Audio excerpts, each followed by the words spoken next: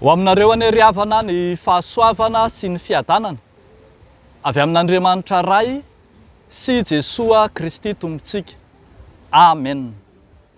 Vaovao mahafaly manafaka, vaovao mahafaly mitondra fanafahana. Zany no asongadiny mofinainantsika anio ao amin'ny Isaia 2:17, ny 17 hatramin'ny 12. Andeha ho vakiantsika amin'ny anaran'ny Tompo izany teny izany. Akory ny atsaran'ny tombotry ery mitondra teny somafaly ery an-tendrombohitra sady mitory fiadanana, dia izay mitondra teny somafaly sady mitory famonjena. Eny, izay manao anziona hoe mpanjaka Andriamanitrao. Injany ny feon'ny mpitilinao, manandratra ny feony izy ka miara-mioby. Fa ho faly izy mahita mifanatro maso, ny odian'i Jehova ho anziona. Velominy oby ry fitoeran-drava any Jerosalema, fa Jehova efa nampionona ny olony, sady efa nanavitra any Jerosalema. Jehova efa mampiseho ny sandriny masina teo imason'ny firenena rehetra, ary ny farantany rehetra ahita ny famonjen'Andriamanitsika.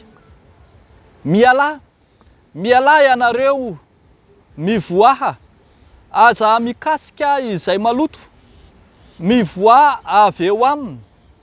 Madiova ianareo izay mitondra ny fanaky Jehova, fa tsy tampoka no ivoahanareo, ary tsy losotra no andehananareo, fa Jehova no hitarika anareo eo aloha, ary Andriamanitry ny Israely no vody lalanareo.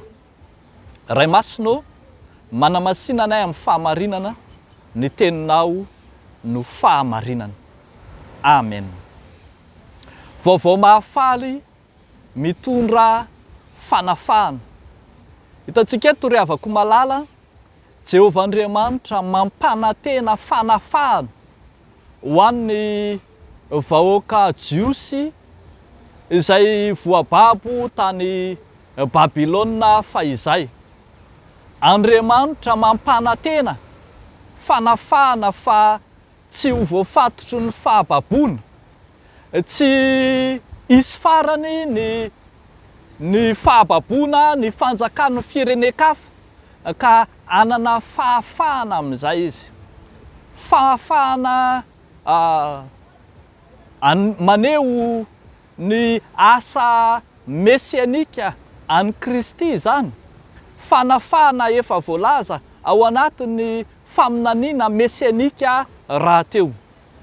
Eto, raha mandinika tsara ny tenin'Andriamanitra isika, dia hitantsika fa sady vaovao mahafaly ny mitondra azy, ary vaovao mahafaly koa ny zavatra entiny.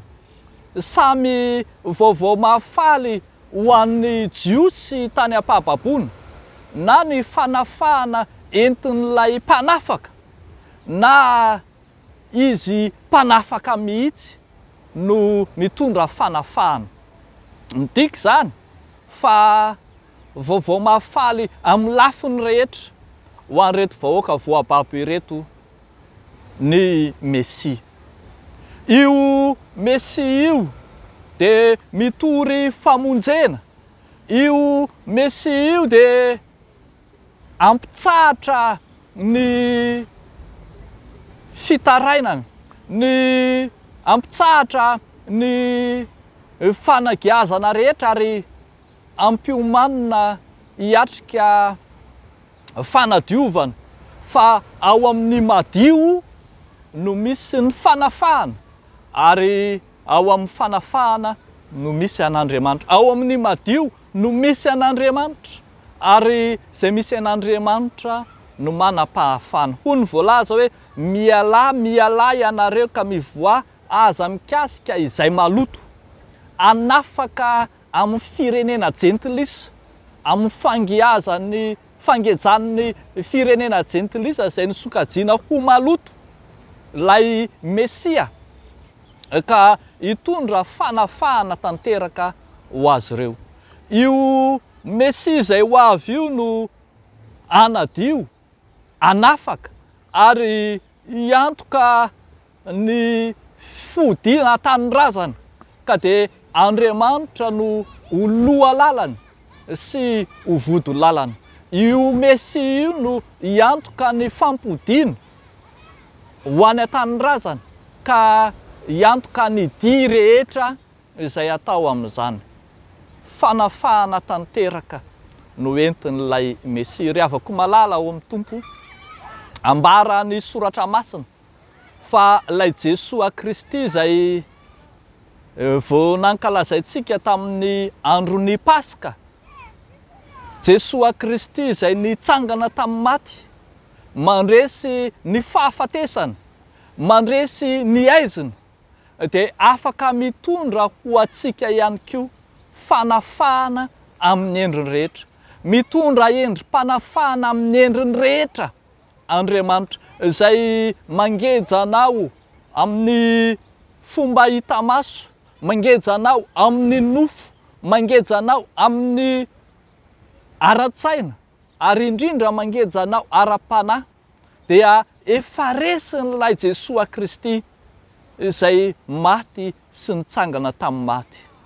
Jesosy Kristy aza nandresina dia ny fahafatesana, maika fa ny olanao, maika fa ny fatoranao, maika fa ny fahotanao, dia resin'i Jesosy efa nomboana teo amin'ny hazo fijaliana izany ary efa nandresiny fahafatesana izy mitondra ny fandresena mezinezina.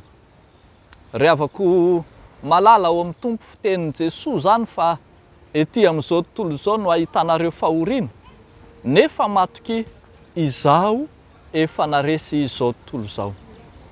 Vaovao mahafalo antsika ry havana no andrenesantsika fa nitsangana tamin'ny maty ny Tompo.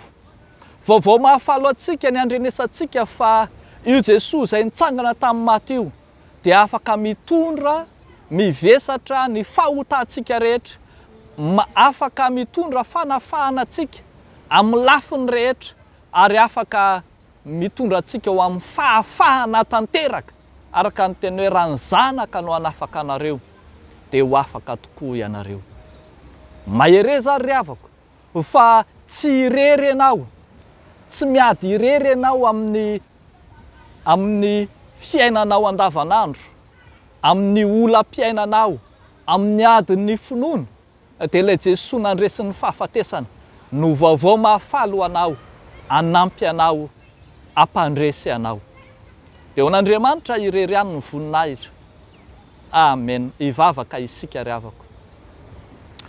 Tompo Andriamanitra rainay tsy toa, misaotra sy mideranao zay ny amin'ny teny mpandresena, teny feno toky sy fampanantenana, fa efa nandresy izao tontolo izao hatramin'ny fahafatesana ianao ka afaka mampandresy anay ihany koa. Entinay eo anatrihanao avokoa ny olam-piainanay rehetra, izay rehetra mbola mamatotra anay satria ianao nefa niteny fa ianareo miasa fatratra sy mavesatretana, makanesa ety amiko izao amin'ny anareo fitsarana. Mivavaka izay Tompo ho an'ny asa sy amandraharaha ny adidy aman'andraikitra, entinay eo am-pelantananao ny fianarana ho an'ny mpianatra mba hanana fahavitriana, hanana fahazotoana hiatrika indray ny herinandro vaovao omenao anay. Amin'ny anaran'i Jesosy Kristy Tomponay, anaovanay izany mivavaka izany. Amen.